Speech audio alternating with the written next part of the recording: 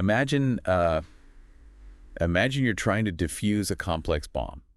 Okay, high stakes right out of the gate. Right, but before you can even think about clipping the right wire, you're forced to, like, forge your own wire cutters from raw iron. And the timer is just aggressively ticking down in the background. Oh man, yeah. That's exactly what trying to squeeze bleeding edge performance out of a Linux machine used to feel like.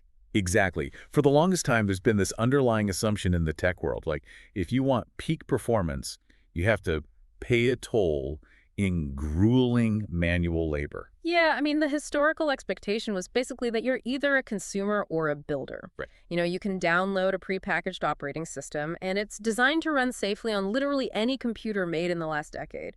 But you sacrifice peak efficiency for that safety. Because it's generic. Exactly. Or you step into the world of source-based distributions. You're manually compiling your software line by line, translating raw code into machine instructions that are tailored perfectly to your specific hardware. Which yields incredible speed. It does, but it can also take days of your computer just grinding away at full capacity just to, like, update a web browser. Which is why today's deep dive is so compelling. We are looking at a project that completely shatters that binary choice. We're exploring CachyOS today. A really fascinating piece of engineering. It is. This is based on a detailed overview article, part 5 of 15 actually, produced by the Djere Services Group for the One Shot Computer Science podcast. And the mission for you, the listener, today is to understand how this specific operating system fundamentally shifts the Linux paradigm. Yeah, it's a massive move. A huge move from build it yourself to optimized for you right out of the box without losing the raw power of the underlying architecture. Because it manages to bridge a gap that, honestly, a lot of people thought was unbridgeable. Yeah. I mean, it takes Arch Linux, which is traditionally one of the most notoriously manual, assembly-required operating systems in existence. Totally. And it automates the optimization process. It delivers the benefits of local compilation without the user ever having to even look at a compiler. Before we dig into the mechanics of how they actually pull that off, I have to point out this brilliant little visual Easter egg from the materials we receive. Oh, the cover art? Yes. So the cover art graphic for this original article, I mean, this whole piece is dedicated to CachyOS, which is essentially a titan of hyper-optimized, enthusiast-level performance. But down in the fine print, the bottom of the graphic, it admits the entire episode was produced using PopOS, GIMP, Shotcut, and Gemini Notebook. The irony there is just wonderful. I mean, the creators are documenting the absolute bleeding edge of CPU microarchitecture targeting, right? That when it comes to getting the podcast produced and out the door, they are happily relying on a standard, highly accessible, out-of-the-box system like PopOS to just get the work done. It perfectly highlights the divide between enthusiast tinkering and daily utility. But okay, let's unpack this. Because to truly appreciate the engineering behind CachyOS, we really need to understand the philosophy of its creators and the specific bottlenecks they were trying to bypass. Right. So the origins of CachyOS trace back to a team of performance enthusiasts, and they were led by Peter Young. Okay. And they looked at the landscape of Arch Linux, which, is beloved because of its structural simplicity from a developer's perspective. Arch gives you the raw, unmodified software packages directly from the developers. Just handing you the raw material. Exactly. But Peter and his team realized that delivering raw materials just wasn't enough if those materials weren't tuned for the specific environments they were actually running in. They wanted to extract maximum hardware performance, but without sacrificing the structural flexibility that makes Arch so powerful in the first place. It's kind of like the difference between being handed a masterclass recipe with a box of raw ingredients versus walking into a Michelin star kitchen where the mise en place is already completely finished. That's a great way to put it. Like the ovens are preheated, the knives are sharpened, and the sous chefs are just waiting for you to start plating. You still have total control over the final dish, but the exhausting prep work is entirely abstracted away. What's fascinating here is the prep work they are abstracting isn't just basic assembly. What do you mean? Well, they aren't just installing the software for you. They are delivering a system with highly tuned network stacks, custom kernels, and performance-driven defaults. They are fundamentally altering the way the software interacts with the physical processor. Okay, let's dig into that physical interaction, because the source material heavily emphasizes something called microarchitecture targeting. Right. If the kitchen is prepped, keeping with that analogy, what exactly are they doing to the knives and the ovens to make everything run so fast? So this is the defining technical feature of the entire project.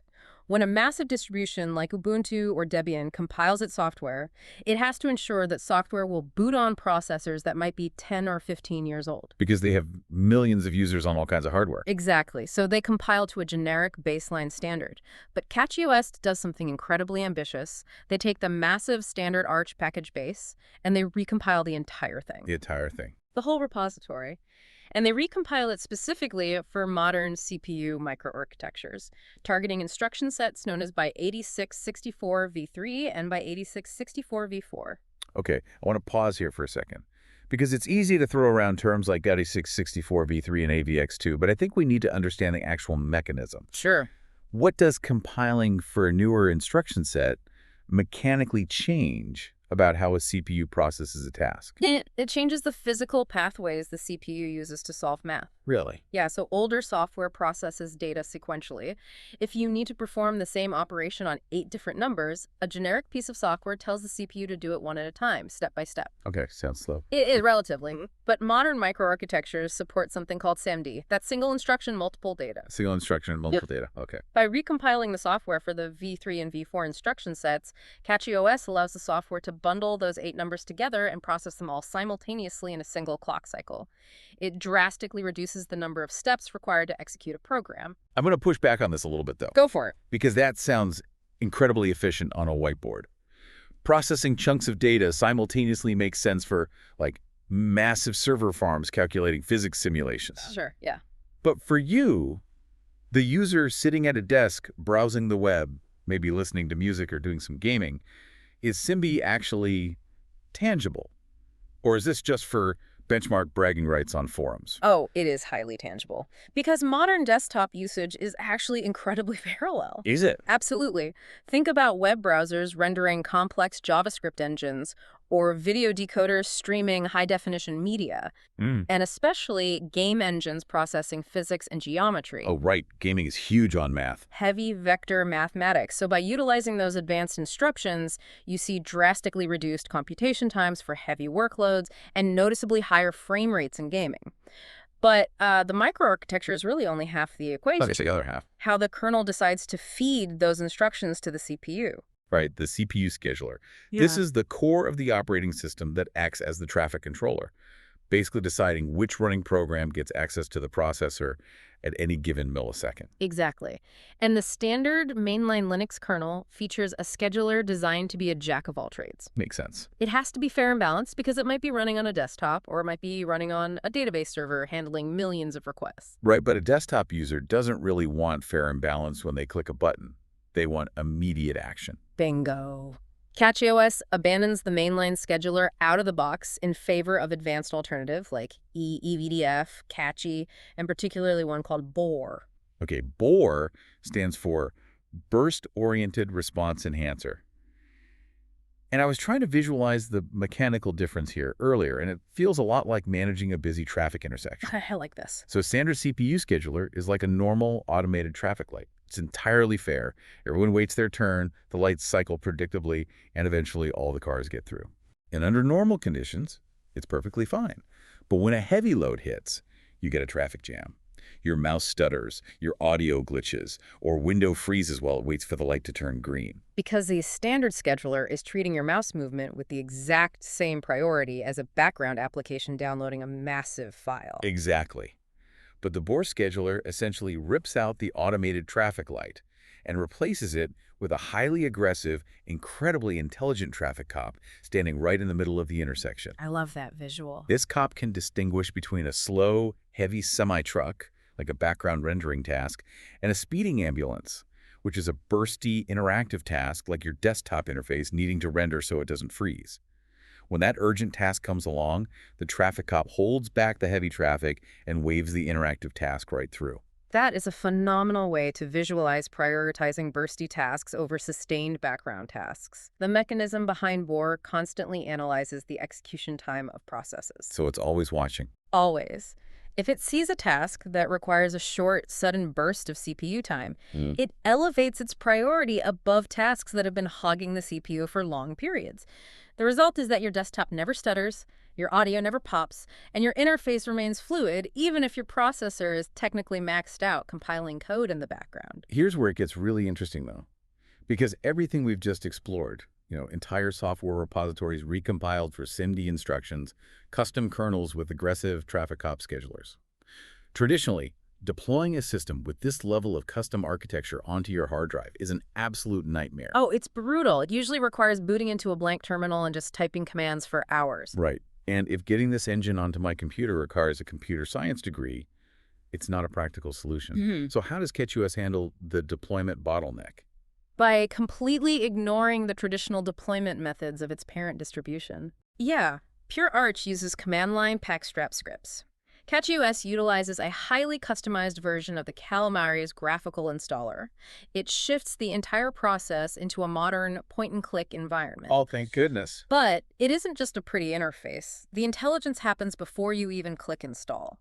When you boot the live environment from a USB drive, it instantly auto-detects your specific hardware layout. Wait, including graphics cards? Because for anyone who has fought with Linux graphics drivers, trying to get proprietary NVIDIA hardware to play nicely on a custom kernel can feel like an unwinnable battle. It detects and configures optimal drivers, including those proprietary NVIDIA modules, on the fly within the live environment. That is wild. It saves hours of configuration and troubleshooting. From there, you are simply presented with menus. You select your time zone, and crucially, you select your desktop environment. And we aren't just talking about changing the wallpaper here. You are choosing the entire workflow paradigm. You can pick KDE Plasma if you want a highly polished, traditional desktop experience that feels familiar. Or you can choose Hyperland if you want a keyboard-driven, deeply customizable tiling window manager. The installer just handles the complex dependencies for whichever paradigm you prefer. Furthermore, it fully automates the disk partitioning. It defaults to incredibly robust modern file systems like BTRFS and XFS. By the time the progress bar hits 100%, your bootloader, your network manager, your graphics drivers, and your highly customized kernel are all perfectly integrated. That solves the deployment issue beautifully. Yeah. But let's look at day 2. Okay, day 2. You've successfully installed this high-performance beast. You reboot into your new desktop. Yeah. How do you maintain it? Because CachyOS is a rolling release distribution, right? Right, it is. It doesn't have major version upgrades every year. It just continuously trickles down software updates the moment they are available from the developers. It manages this continuous stream of updates by retaining 100% compatibility with Pacman, which is Arch Linux's incredibly fast package manager. It also provides full access to the Arch User Repository, or AUR, which is a massive community-driven library of software. But the real engineering feat is how it manages those highly optimized V3 and V4 packages without user intervention. Right, because if I have 3 different versions of a web browser available, a generic one, a V3 one, and a V4 one, I don't want to manually check my CPU spec sheet every time I install an app. That sounds exhausting. You never have to. The Pacman configuration in CachyOS is designed to transparently detect your host CPU's capabilities upon execution. Wow, transparently. Yeah.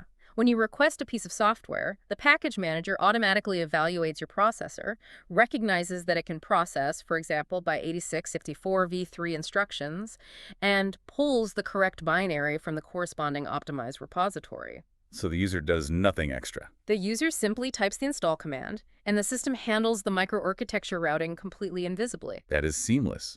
But I have to play devil's advocate here regarding the reality of a rolling release. Let's look at the statistics. I know where this is going. If my system is constantly updating with bleeding-edge software, day in and day out, pulling new kernels and new graphics drivers every week, statistically, something is going to break. It's inevitable, yeah. A bad driver will ship or a kernel bug will slip through, and suddenly my computer won't boot. And if my system bricks, an optimized CPU scheduler doesn't help me at all. How does CachyOS mitigate the inherent risk of running a bleeding-edge system? This is exactly why the automated file system choice during installation is so critical. CachyOS defaults to BTRFS, which stands for B-tree file system. Okay. BTRFS is a copy-on-write file system, and CachyOS integrates it with snapshot tools right out of the box. Wait, explain the mechanics of copy-on-write. I've heard BTRFS described as the time machine for your PC. But how does it snapshot an entire operating system without instantly filling up my hard drive with duplicate data? That is the genius of copy-on-write. On a standard file system, when you update a file, the hard drive literally overwrites the old data with the new data. The old data is gone forever. But in a copy-on-write system, it never overwrites existing data. When an update modifies a file, the system writes the new data to a completely different empty block on the hard drive and simply updates a pointer to say, hey, the new version of this file is over here. So a snapshot isn't a massive copy of all your files. It's just a saved list of those pointers at a specific moment in time. Precisely. The snapshot itself takes up almost zero space. So right before CachyOS applies a bleeding edge update, it automatically creates one of these instantaneous pointer lists. Oh, that's brilliant. If you reboot and find that a new graphics driver has given you a black screen, you don't have to spend hours on forums trying to drop into a terminal to uninstall broken code. Which is the worst feeling in the world. Truly. Instead, you simply reboot, select the snapshot from 5 minutes ago from your boot menu, and the system reverts its pointers. It literally forgets the broken update ever happened, returning you to a perfectly functioning state in seconds. It provides an incredibly strong safety net, which makes a rolling release far more practical for daily driving. And this level of performance combined with stability makes it a massive draw for gamers. The source material specifically highlights CachyOS as a powerhouse for modern Linux gaming. Oh, it provides the ideal foundation for it. Gaming is essentially the ultimate stress test for microarchitecture optimization and burst-oriented scheduling. And CachyOS ships with Proton compatibility layers pre-installed. For anyone unfamiliar, Proton is the translation layer developed by Valve that translates Windows graphics API calls into Linux commands in real time. Allowing Windows games to run seamlessly. Exactly. CachyOS also includes automated configurations for tools like Game Mode, which temporarily shifts CPU governors into maximum performance states while a game is running. You aren't spending your weekend configuring graphics libraries. You are just opening Steam and leveraging SIMD instructions for maximum frame rates. It's plug and play on a highly tuned engine. So what does this all mean when we zoom out? If we look at the entire Linux landscape as a spectrum of how you pay for your computing experience, where does CachyOS actually sit compared to its rivals? Structurally, if you look at the far left of that spectrum, you have a distribution like Gentoo. Okay, Gentoo. With Gentoo, you pay for maximum targeted hardware performance in time, grueling hours of local source compilation. Right. Moving slightly right, you have pure Arch Linux. You aren't compiling from source, but you pay in manual configuration and complex terminal installations. And if you swing all the way to the right side of the spectrum, you have something like Garuda Linux. It's also based on Arch, and it's heavily marketed toward gamers, but you are paying in system overhead. Yeah, heavily loaded. It comes with intense visual theming, neon color palettes, and a massive suite of pre-installed applications right out of the box. CachyOS finds a very specific, highly engineered middle ground. It delivers the targeted performance optimization that rivals a custom Gentoo build, but it delivers that software as precompiled binaries. You get the binary speed without the compilation bottleneck. Yes. And unlike Garuda, it focuses on a lean, substance-over style foundation. It avoids heavy visual modifications in favor of profound under-the-hood scheduler and CPU optimizations. It focuses strictly on the engine block rather than the paint job. That makes perfect sense. If we connect this to the bigger picture, the profound value of CachyOS is how it shifts the identity of the user. By automating the compilation and deployment processes, it elevates the user from being a manual compiler, someone who just babysits terminal screens as code builds, to the role of a modern systems administrator. Because it normalizes concepts that used to be hidden behind massive learning curves. It makes things like microarchitecture targeting, custom CPU schedulers, and copy-on-write file systems accessible to people who want the benefits of advanced engineering without dedicating their lives to managing it. It proves that maximum performance no longer requires grueling manual labor. It showcases how community engineering can automate advanced system administration. It really represents the natural evolution of Arch-based systems. It takes the incredible lightweight speed of the package manager and finally marries it with automated high-performance hardware tuning, Absolutely. bringing it back to you, the listener. Whether you are a developer compiling massive code bases and need to leverage advanced instruction sets to shave minutes off your compile times, or you're a gamer relying on a burst-oriented scheduler to push absolute maximum frame rates on a high refresh monitor, CachyOS respects your time. It gives you enthusiast-level performance without demanding your entire weekend in return. Which serves as a brilliant contrast for where the source material is heading next, Ash. Oh, that's right. This series of articles from Djere Services Group is moving from this extreme bleeding edge performance optimization into a completely different philosophy of computing. The next installment tackles Debian GNU Linux. Ah, Debian. Yeah, which abandons the rolling release model entirely to focus on universal software delivery, rigorous years-long testing cycles, and automated rock-solid stability. Talk about a massive pivot, going from the hyper-tuned, microarchitecture-specific sports car of CachyOS to the absolute universal tank that is Debian. I love it.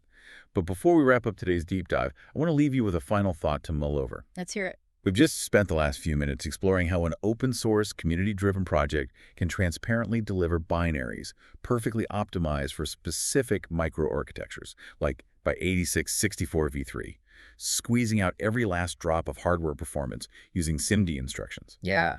If a community of enthusiasts can automate this so seamlessly, will massive commercial operating systems like Windows or Mac OS eventually be forced to abandon their one-size-fits-all software models just to keep up with open-source efficiency? If the custom-tuned, hardware-specific engine is this easy to drive, how long until nobody wants the factory standard anymore? That is a fascinating architectural question to consider as hardware continues to fragment. Keep exploring, and we'll catch you on the next deep dive.